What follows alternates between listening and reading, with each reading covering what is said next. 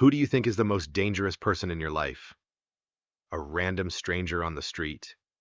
Or someone your whole family trusts without question? This is my story about my best friend who's gone and about her ex-boyfriend, the man who nearly destroyed my life. This isn't just one of the most dramatic, true Reddit stories you'll ever hear.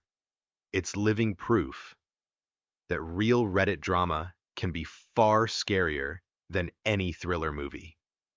Listen until the very end because the truth is even more terrifying than anything you could imagine. Chapter 1: Friendship and the Mysterious Death. I've always believed that a soulmate doesn't necessarily have to be a romantic partner. Sometimes it's simply a friend, the kind of person who feels like the other half of your soul born just to find you. For me, that person was Sophia. We first met at summer camp when we were 13. One night, sitting by the campfire, we made each other friendship bracelets and promised never to take them off.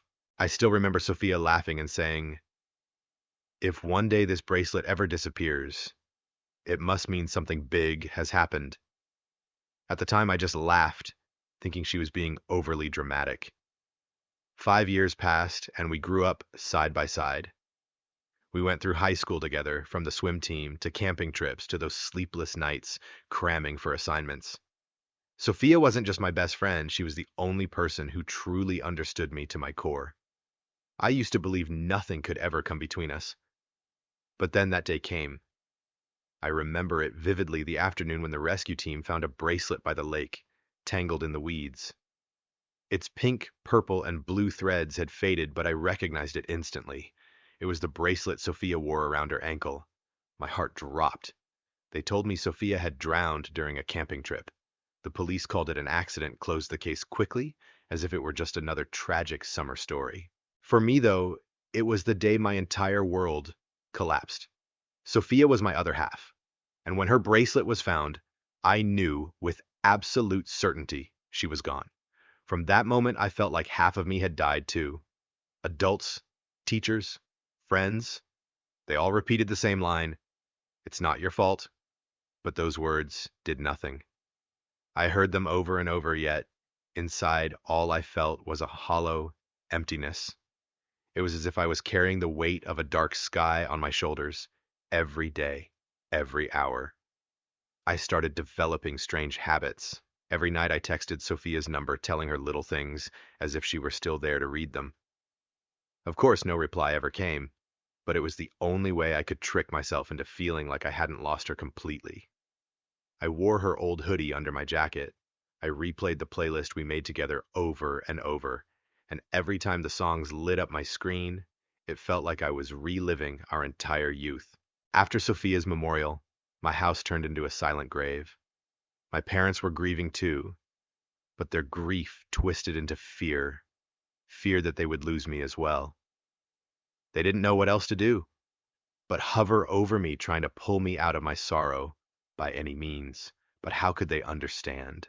How could anyone understand when I had lost the most important part of myself? And then Matthew appeared. He had dated Sophia for about 3 months back in 10th grade, a brief fling neither of us ever cared much about.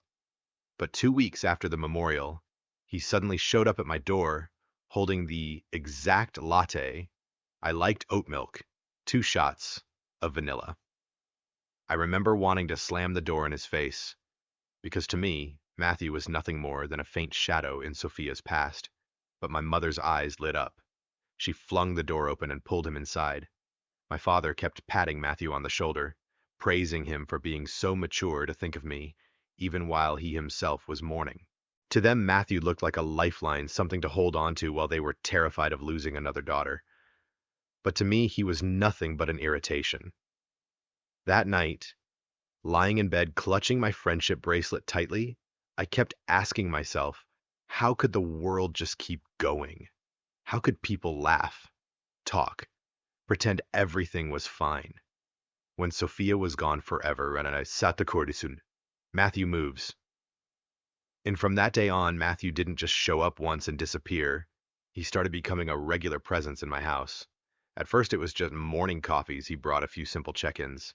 But gradually, Matthew slipped into our dinners, sitting at the table as if he were already part of the family. I remember the first time I saw him unlock our door with a key. I was so shocked I couldn't even get a word out. It turned out my mother had handed him the key herself, saying it was just in case you ever need something when no one's home. I wanted to scream. Who gave him the right to be trusted like that? How could it happen so easily? My parents, however, were thrilled. They couldn't stop praising Matthew's dedication. They said it was amazing that he always brought food to make sure I was eating well. Such a good boy, my mom kept repeating. He lost Sophia too, but he still thinks of you. I looked at them and felt like I was trapped in some bizarre play where everyone was performing a role, and I was the only one who noticed the props were fake. During that time, I barely had the strength to react. I drifted through the days like a shadow drowning in grief. At night, I still texted Sophia. I knew no reply would ever come, but at least it gave me a sense of connection. Meanwhile, I could hear Matthew downstairs telling jokes to my parents, making them laugh. And all I wanted to scream was, how can you laugh when Sophia is dead? How can you accept him so easily? Matthew began driving me to school every morning, not because I wanted him to, but because my parents insisted it was for my safety. He even rearranged his class schedule to match mine, following me everywhere like a shadow. I had no space left for myself. But what drove me insane the most was when Matthew dared to touch Sophia, not her, but my memory of her. I had kept Sophia's locker at school covered with photos, swim team memorabilia, and dance pictures. One day, he dragged me down to sit in the hallway in front of everyone and started peeling the pictures off. He said, "This isn't healthy. You're torturing yourself and Sophia too. She wouldn't want you living like this." I was stunned. Someone who had no right to our friendship had the audacity to say I was disrespecting Sophia. He sighed every time I cried, telling me I was dwelling too long. From then on, I learned to cry in the bathroom under the shower so he wouldn't hear. I wore Sophia's hoodie under my jacket, listened to our playlist through hidden earbuds. Everything I did was just to hold on to the last fragments of her.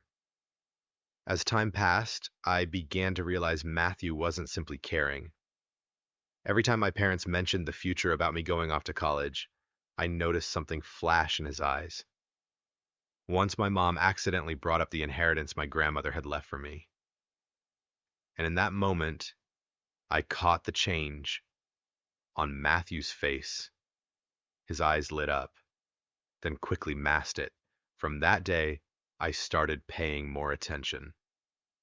He would drop little questions about the money, how it might be used. He spoke about our future as though it were already decided, going to college together, renting a place together, building a life together. I listened and my heart went cold. But I knew one thing for certain: Sophia may have been gone, but she was still part of me. And I swore I would never let anyone, not even Matthew, take that away. Now, Chapter 3, Suspicion and the First Clue. Ever since I saw the way Matthew's eyes lit up at the mention of my inheritance, I had been on edge. He wasn't just some kind-hearted guy helping my family through grief. There was something else there, something calculating that he was desperately trying to hide.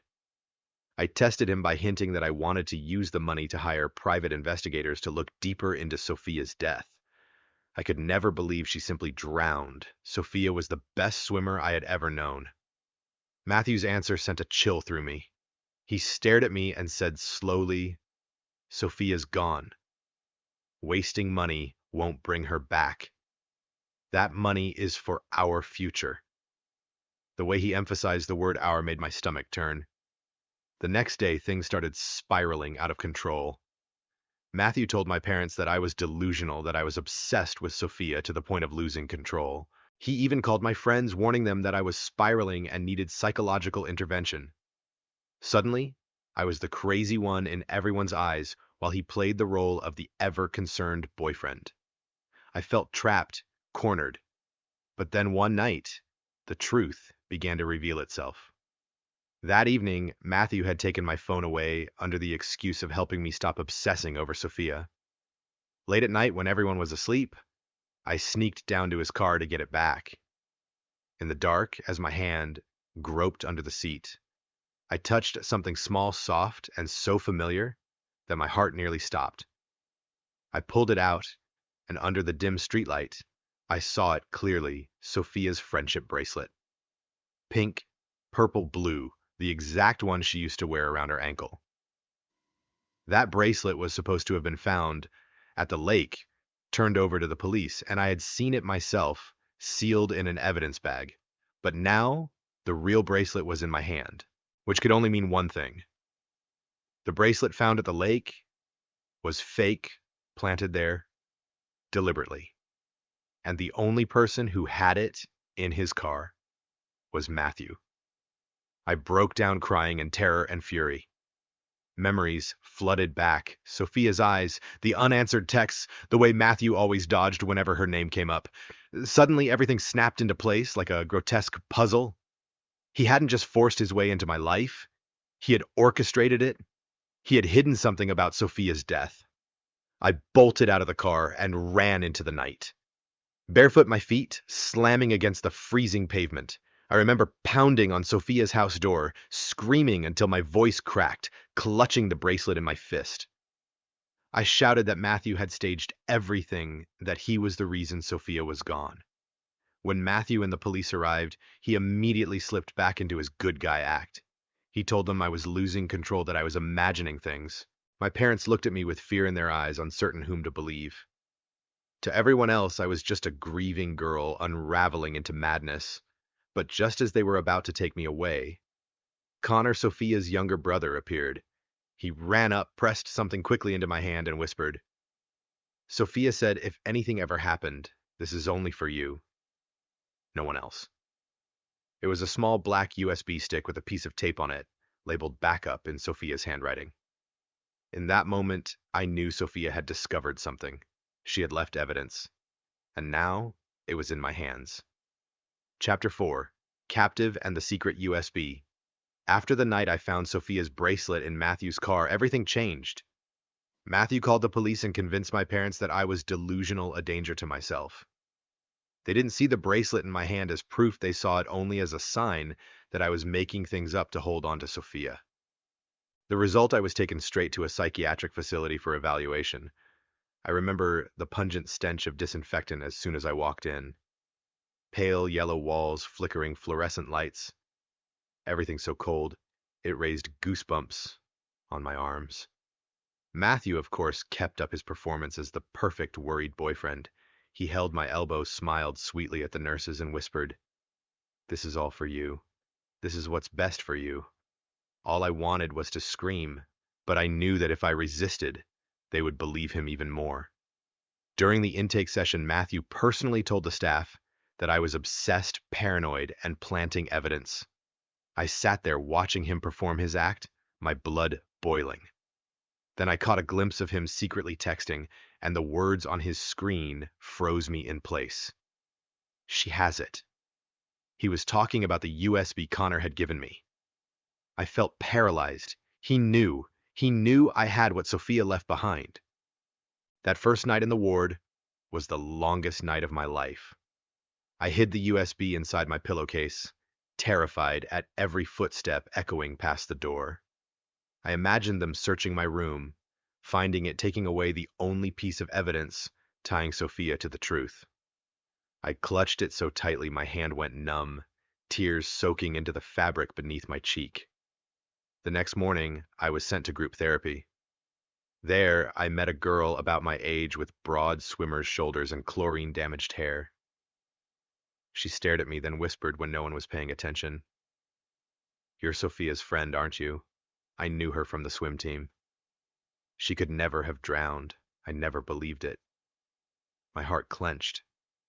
For the first time in months, someone believed me. She leaned closer and warned, "Be careful. Some of the staff report straight back to visitors. Don't let anything slip."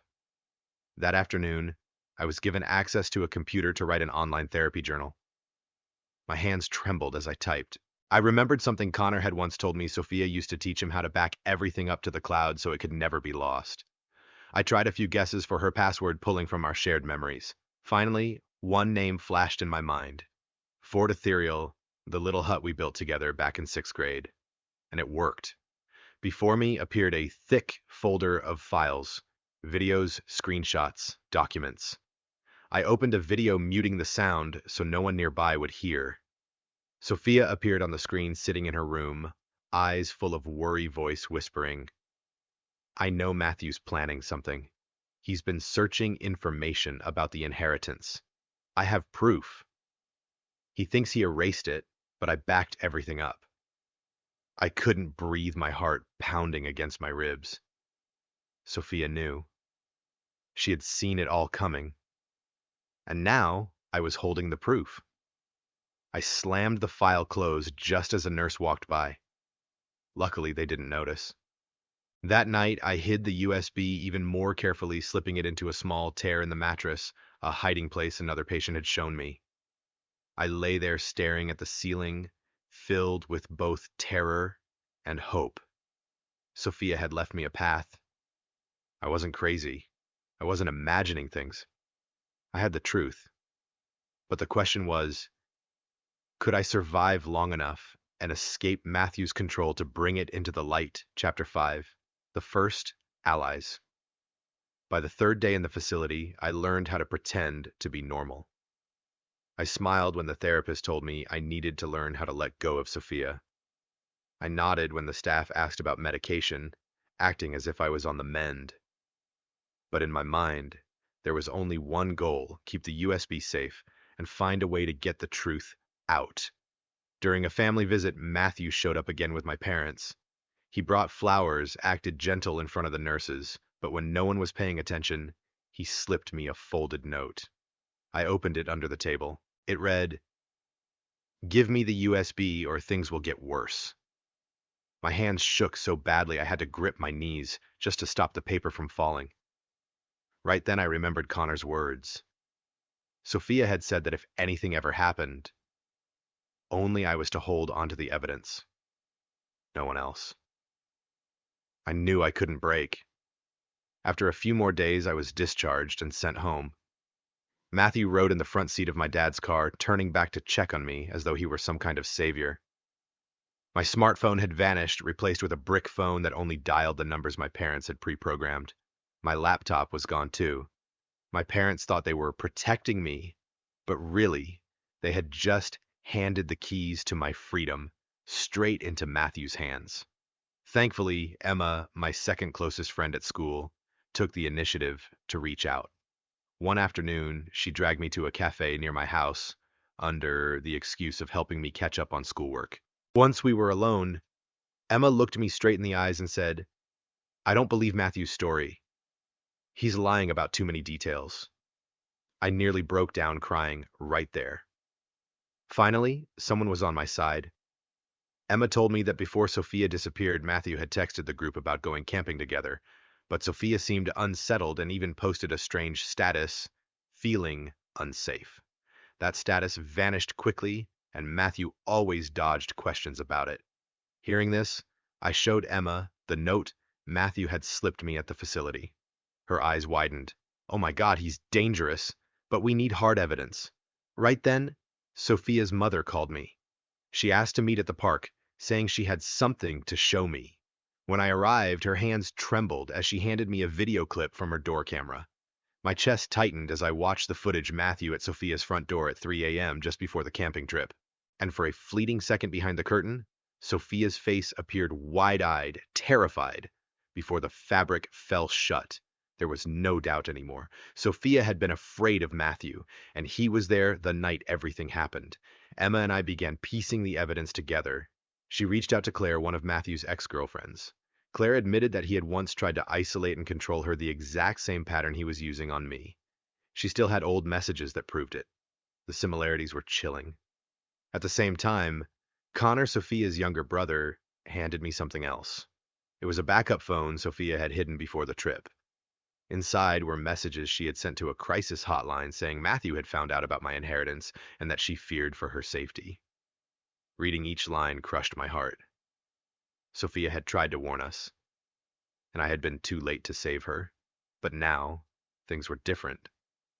I had the USB. I had the cloud backup. I had Claire's testimony, the door camera footage, and Sophia's own messages. Every piece was falling into place. Matthew wasn't just controlling, he was a predator. And Sophia had been his first victim. I knew then the battle was only just beginning. Chapter 6. Cracks in the Mask. With more and more evidence in my hands, I began to change. No longer the quiet, broken girl Matthew could manipulate, I started watching him closely, studying every small slip. That's when I realized the mask of the perfect boyfriend he wore was beginning to crack. It started one night at family dinner. My mom casually mentioned that Connor had talked about a backup Sophia once left behind. Immediately, I saw Matthew's spoon freeze halfway to his mouth, panic flashing in his eyes for just a split second. Then he forced a laugh and said, "Connor's just a kid. He must be misremembering." But this time my dad stared at him a little longer, as though he finally sensed something was off. After dinner, I overheard my parents talking. My dad asked, "Why does he care so much about the money? Isn't that strange?" My heart leapt. Finally, a crack appeared in the wall. Matthew had built around me. Frustrated at losing his grip, Matthew started showing his true colors when we were alone. Once he cornered me in the living room, his eyes bloodshot, his voice low and sharp. "You don't know what I'm capable of." The words froze my blood, but what I didn't know is that my dad had been standing in the hallway and had recorded the whole thing. When Dad handed me the recording, I nearly broke down in tears. For the first time, he truly believed me. He apologized for letting Matthew manipulate him for so long. "We were so afraid of losing you, we couldn't see the truth," he admitted. I hugged him tightly, feeling like I had finally gained my most important ally. But Matthew wasn't giving up easily.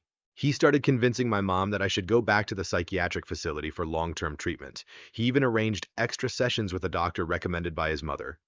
I sat in that room, listening to the doctor tell me I was creating conspiracy patterns, that I was clinging to Sophia to avoid accepting reality.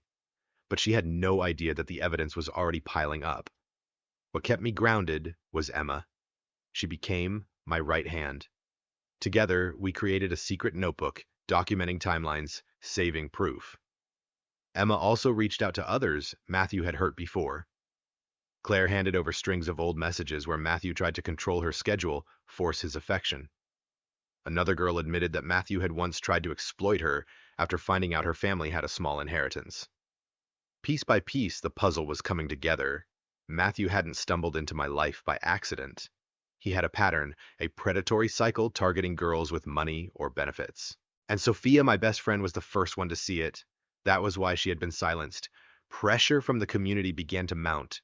Sophia's mom, after reviewing the night footage and the messages, Sophia left organized meetings with other families. Slowly, people began to believe Matthew was the real danger. Meanwhile, his social circle started shrinking. Classmates whispered about the contradictions in his stories. Even teachers began questioning him after Emma shared the timeline. Matthew realized he was losing in the court of public opinion, and that made him more reckless. He sent me veiled threats in messages, but continued to act caring in front of my parents. I could see the strain in his eyes, a man used to controlling everything, now watching it all slip through his fingers. I knew the biggest confrontation was still ahead, but this time I wasn't alone.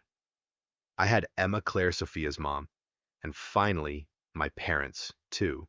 Matthew thought he could lock me away forever under the role of the crazy grieving girl. But what he didn't know was that Sophia had left too many traces behind, and now every fragment of truth was becoming the blade that tore through the flawless mask he had built. Chapter 7. The Web of Truth. I once thought I was just a girl crying in the night, clutching Sophia's bracelet while the whole world dismissed me as insane. But now, everything was different.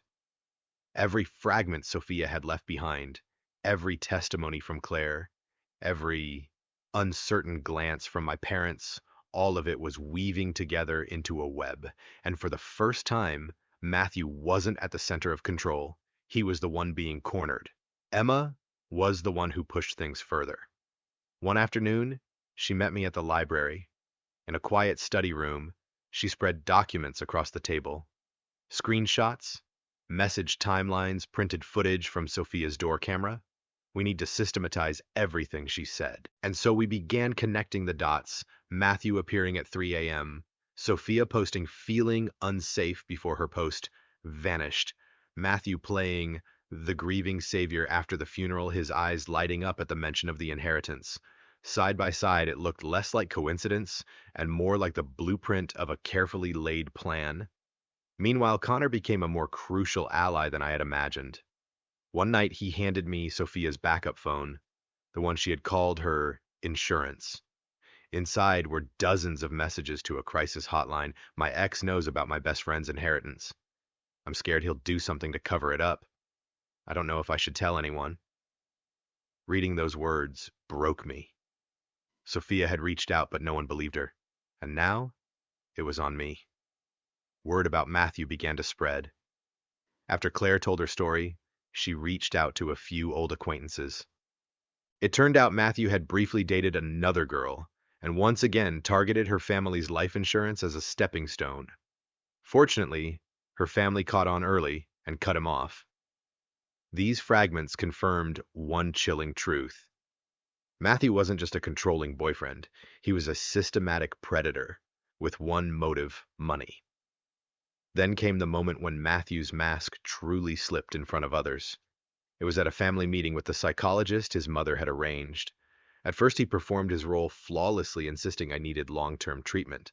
But when my father suddenly asked, "Why are you so interested in my daughter's inheritance?" Matthew froze. For a brief second, he looked at my father with pure hatred before forcing a weak smile. That look didn't escape my mother. Afterward, I saw her sitting alone, clutching her rosary beads, whispering, "Maybe I was wrong to trust him." The community started buzzing too. Emma, bolder than ever, posted an anonymous account online detailing the timeline of Sophia's last days. It spread quickly. Parents from the swim team, classmates who once knew Sophia, even neighbors began to talk. Some reached out privately saying they had seen Matthew near Sophia's house at odd hours. I could feel the tide shifting. From isolation, I now had a network: Emma, Claire, Connor, Sophia's mom, and even bystanders who had once stayed silent. Matthew grew restless. His texts became contradictory. Sometimes, "I just want you to be happy." Other times, "If you don't stop, I'll make you regret it." And then the most important turning point came. My father played the recording of Matthew threatening me for an old friend of his, a lawyer.